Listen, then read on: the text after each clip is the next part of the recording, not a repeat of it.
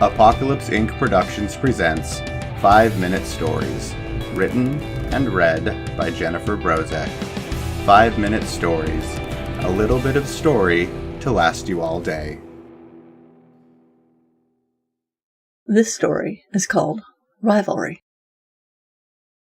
Daryl and Jennifer eyed each other across the kitchen table like a pair of gunslingers on Main Street at high noon.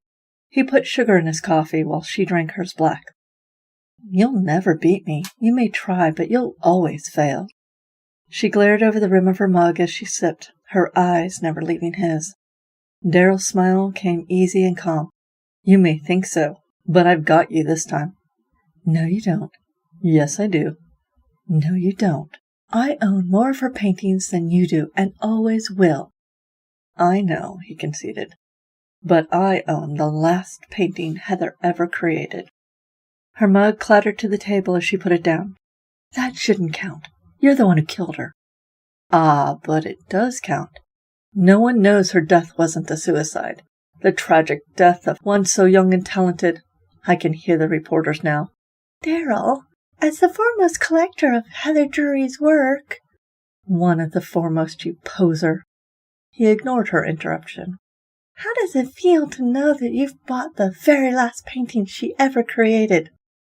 "I feel so privileged and sad, Marcia. Miss Drury was an inspired artist and a good friend. We'll all feel her loss for a long time to come." Jennifer gave an impatient scoff. "She was going to sell that painting to me." "I know, darling. Hurts, doesn't it?"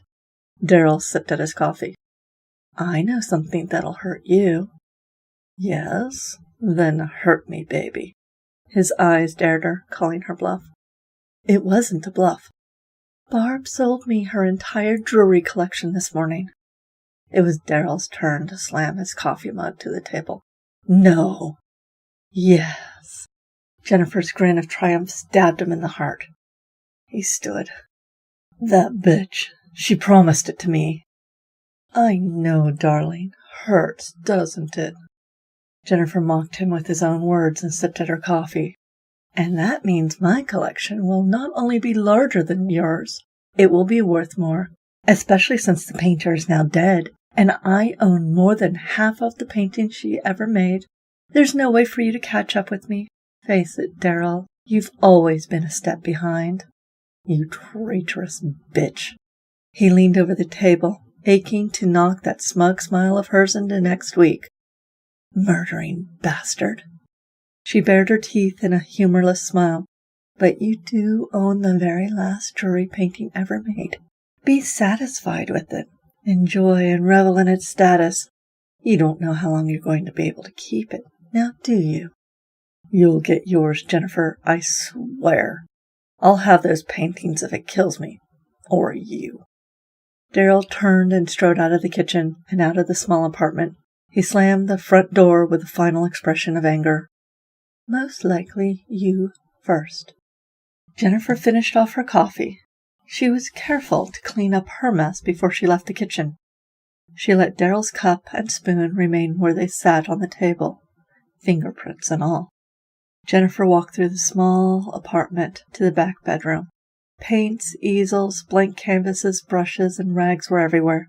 There was even some plastic down where it looked like Heather had been about to start another one of her painting binges. She walked into the back bathroom where Heather's body lay with slit wrists in the tub. She saw that one of Heather's arms hung out of the tub and that the blood was beginning to clot on the wrist wound. "Help me." Heather's eyes opened and closed as she whispered her plea. "You're still alive." Jennifer considered the situation. Clearly this won't do. She found a box of latex gloves and put a pair on, then returned to Heather. Careful not to step in the small pool of blood, Jennifer picked up Heather's unresisting arm, flicked the blood clot off the painter's wrist into the bath water, and made sure the blood was flowing once more before putting the almost dead woman's back into the tub. "Please," Heather whispered, too weak to even open her eyes this time. "I'm sorry, darling." There was real regret in Jennifer's voice. "But your paintings are worth so much more now that you're dead. I have to make sure that Daryl never catches up. It's just one of those things. I don't know if you can understand, but don't worry. It won't matter for much longer. Just rest now, and know that your work will always have a place of honor in my home.